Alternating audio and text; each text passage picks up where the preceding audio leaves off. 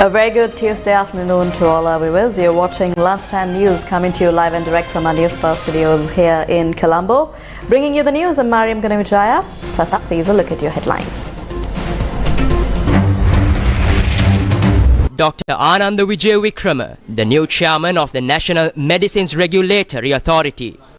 Earth mound collapses, blocking Balangoda Katharagama Road from now and earlier. Heavy rains are to be expected this evening. Dengue on the rise, 24 high-risk zones identified. Aswasuma payments for August gets underway. Must-win clash for Pakistan and Bangladesh at the Cricket World Cup 2023.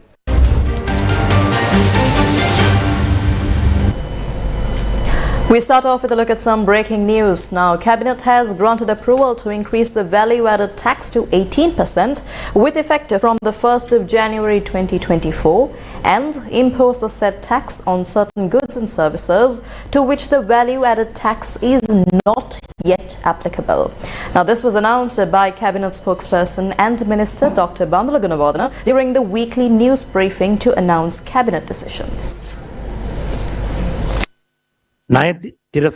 Various tax-based enhancing and development tax policy proposals have been implemented from the month of June 2022 for the state financial stability based on the income with the objective of ensuring loan sustainability, and as a result of that, the state tax revenue of the first 9 months of 2023 has been escalated by 51% compared to the year 2022. However, tax collection target delayed is that the revenue targets not being met by the government. The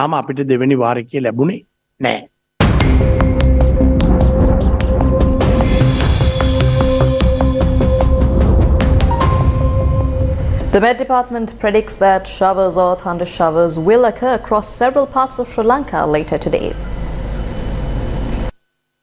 Vehicular movement along the Balangoda Katharagama Road was hampered due to a landslide in the area. Police said that, however, the situation will not affect the movement of light vehicles.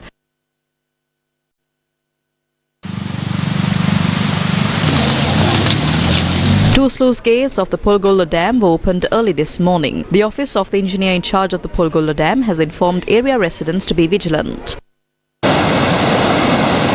4 sluice gates of the Dadaroya Reservoir have been opened, releasing a water capacity of 8,400 cubic feet per second. People using the Dadaroya have been informed to be vigilant. Water levels of the Kuda River have risen. Director of Hydrology and Disaster Management at the Department of Irrigation, SPC Sugishwara, said, as a result, there is a minor risk of flooding in the vicinity of Bulat Sinhala, Maduravala and Palinda Nuwara. Newsfirst correspondent reported that 2 houses were damaged after a mound of earth collapsed in Meenachikanda, Alutgama in Beruwala.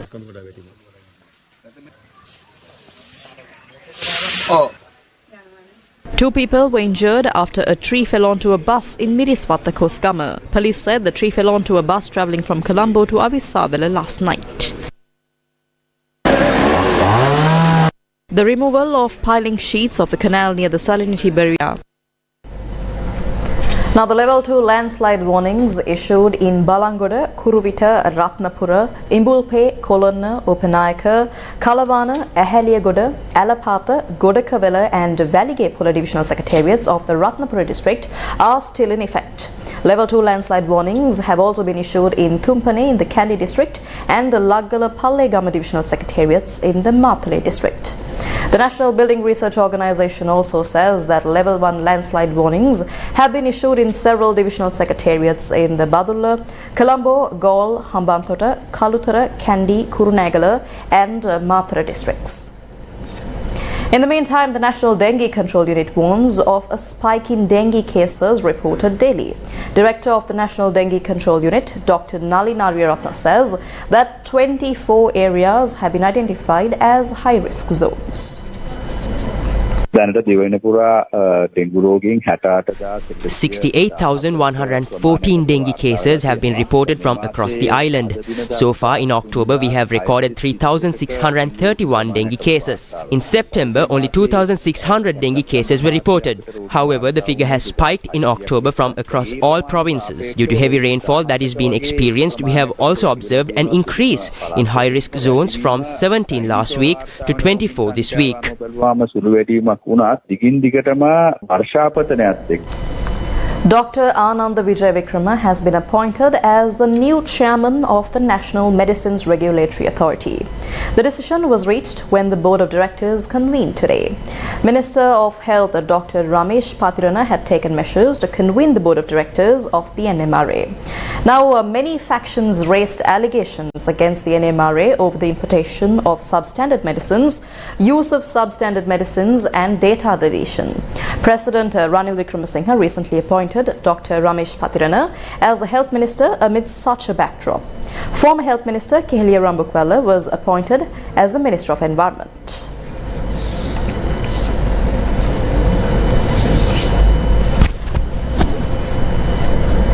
Now, speaking at a press conference yesterday, Senior Professor Atula Senaratne attached to the Department of Geology at the University of Peradeniya commented on Sri Lanka's mineral industry and the country's electricity consumption. අද රටේ බෙහෙවින්ම කතා වෙන මාතෘකාවක් තමයි රටේ Sri Lanka's electricity consumption and electricity tariffs is now the talk of the town. The price of electricity charged either by the government or the Ceylon Electricity Board is high. The price of a unit of electricity is the second highest in Asia. If we begin generating renewable energy now, maybe in the next 10 years Sri Lanka might market using our products and our raw materials. සමහර කණිජවලට විශාල විදුලි පිරිවැයක් දරන්න වෙනවා සමහර ඒවාට එහෙම පිරිවැයක් දරන්න වෙන්නේ නැහැ. Minister of Agriculture and Plantation Industries Mahinda Amaravira says that a control price will be imposed for fertilizer if the need arises. The minister says that if companies involved in importing fertilizer decide to go for a price hike, a control price will be introduced. He says that the Cabinet of Ministers had already granted approval for the proposal to introduce a control price for fertilizer as well. Minister of Agriculture and Plantation Industries Mahinda Amaravira also said that the allegation made by certain individuals citing a shortage of urea fertilizer is false. The Agriculture Ministry said that the state and private sector fertilizer companies have sufficient stocks of fertilizer for the Maha season. It added that the government will be depositing a sum of 15,000 rupees each into the accounts of farmers to procure fertilizers per hectare. In addition, the state-owned fertilizer companies will be selling a 50 kilograms packet of urea fertilizer for 9,000 rupees, while the private sector has reduced the price of the same product to 8,500 rupees. We now take a look at an agriculture issue that has gone unresolved for over 6 decades. The 191 Damana Gamunapura Gramaseva division is located within the Thamankadu division in the Polonnaruwa district. This is a village that is home to around 50 farming families and their main source of income is farming. However, due to the absence of a proper water supply system, these farmers are unable to fully cultivate their lands. These farmers cultivate around 100 acres of rice fields during both harvesting seasons. However, they are not provided with water from the greater irrigation systems. They appeal to authorities to construct an anecut that would allow them to collect water for agricultural purposes. A special meeting took place in Hinguragoda yesterday with regard to releasing water for the farmers who cultivate under the Minneria movement in the Polonnaruwa district.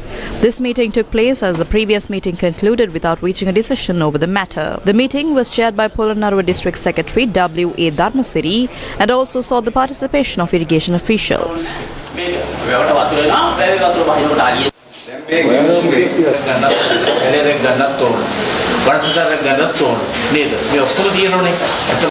Several environmentalists and the national organizer of the Socialist Youth Union engaged in a visit to the Hambantota managed elephant reserve yesterday.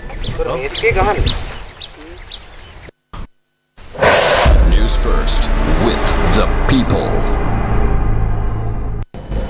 The Welfare Benefits Board said that the Aswasama payments for the month of August will be made from today. The chairman of the Welfare Benefits Board, Jayantha Wijeratne, told Newsfirst that the Treasury will release the Aswasama payments to the relevant banks. Now, State Minister of Finance Shehan Semasinghe says that the funds will be distributed to 1,365,000 beneficiaries. Moving on to other local news, a trade union of the Inland Revenue Department met with the Secretary to the Prime Minister at Temple Trees. ජීවත් වීම පිළිබඳ ගැටලුවක් තියෙනවා. ඒ නිසා There is an issue with respect to survival. Therefore, there needs to be a salary hike or a reduction in the cost of goods and services. At the same time as there is an increase in state revenue, the public sector employees need relief.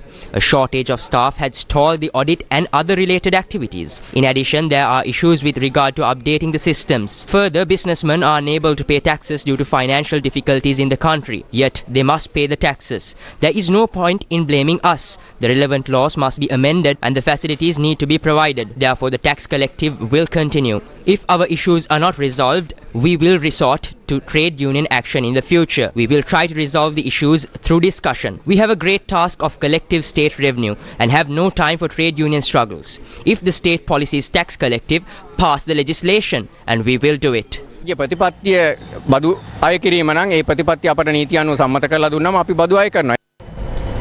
Views were expressed on the electricity tariffs and Sri Lanka's recovery from its economic challenges during Uttara Lanka Sabage meeting held yesterday. People who have defaulted on their loans are in politics. Nobody is working on recovering those loans. There are so many politicians who have not settled their taxes. The relevant files have been hidden. Nobody is working on recovering those. They are not working on implementing a system to use electricity carefully. We must use it without wasting it. Instead, the government is introducing policies that will leave the people helpless. Crime, malnutrition and economic issues will continue to rise. This cannot be prevented. The reason for this is the rising cost of living in the country. ඒක ඉතාම භයානක ඉරණමකට අපේ සමාජය ඇදවට්ටනවා. They continued to take loans while the country was struggling to repay its debts. We must repay every dollar that was borrowed along with interest. If we implement the right policies, we will be able to follow the footsteps of India and Russia and ensure economic recovery. If not, we will be left in the darkness just like Argentina. ජනතාව පොළඹන දේශීය ආර්ථිකය ශක්තිමත් කරන ආර්ථික වැඩපිළිවෙලක් ඉදිරිපත් කළොත් ඉන්දියාව Former Minister Dissanayake commented on the current political situation and the non-resolution of people's problems while speaking at an event in Bingiria yesterday. We are all aware of the current situation of the country. There is no means for the people to live. People are deeply saddened about the electricity tariff. They have increased it by 284%, and that is also for the people who use less than 90 units. There are many issues like this. Today, the teachers are being attacked. State workers are protesting for a salary of 20,000 rupees. This government has no solutions. Then, if this government does not have solutions, no one from our party has the right to hold ministerial positions with this government in the long term.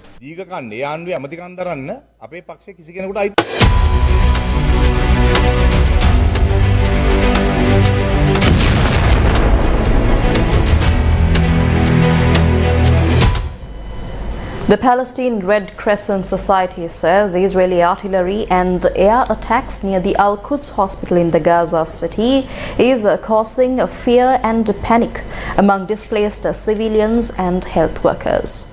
Israeli bombardments have been reported across the besieged territory as Israeli Prime Minister Benjamin Netanyahu rejected calls for a ceasefire with Hamas. Scores of people, many of them children, were among those killed and injured after another night of relentless airstrikes carried out by Israeli forces across Gaza. Meanwhile, at least 7 were killed and dozens were injured in the bombing of a residence in the Al Zaytun neighborhood. Also, in the northern part of the Gaza Strip, a residential building was targeted, killing 3 people, including a 6-year-old child, and wounding 9 others. Aside from the cities of Hebron and Nablus, Israeli forces also carried out raids in several other areas in the occupied West Bank. US Secretary of State Antony Blinken said in a social media post that he discussed with the Qatari Prime Minister the urgent need to increase humanitarian assistance to Gaza. Blinken told the Premier, who also serves as Foreign Minister, that the US appreciates Qatar's work, quote, to secure the exit of our people from Gaza and the release of hostages held by Hamas, end quote. At least 4 captives have been released from Gaza through Qatari mediation so far. Israel has said at least 238 captives are being held in Gaza.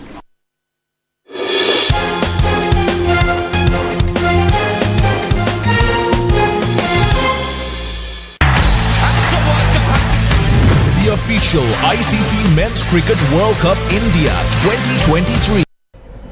And in your cricket news update, Pakistan need to make the most of their opportunity against a battling Bangladesh to snap a 4-match losing streak and keep their semi-final hopes alive when they meet later today.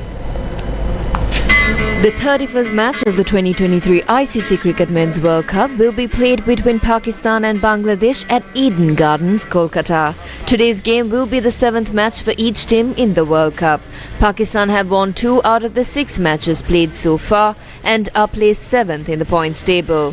Bangladesh have won only 1 out of the 6 matches played so far and are placed 9th in the points table.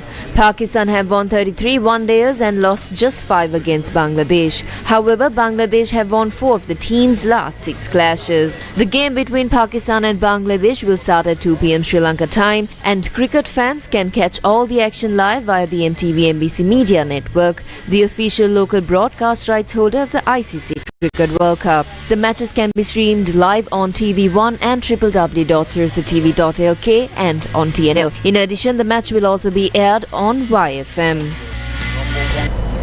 And that's a wrap of this edition of Lunchtime News here on TV1. Thank you for watching. Have yourself a great day.